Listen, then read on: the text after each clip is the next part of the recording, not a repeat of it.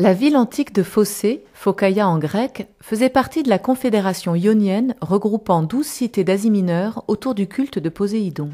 Les sources anciennes mentionnent les Phocéens comme les premiers des Grecs à avoir accompli des navigations lointaines, poussant même jusqu'à l'océan.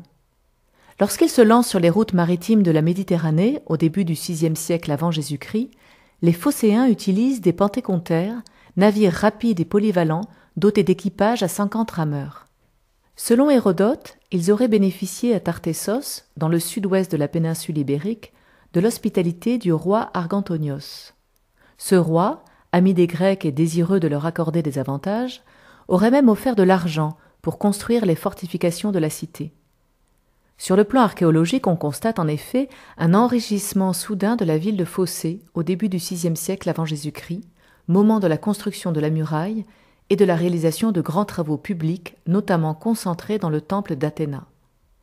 Les rivalités politiques et commerciales entre les différentes cités de la Confédération poussent Phocée, après avoir fondé la colonie de Lampsaque en Méditerranée orientale, sur la côte de l'actuelle Turquie, à développer ses activités maritimes vers l'Occident.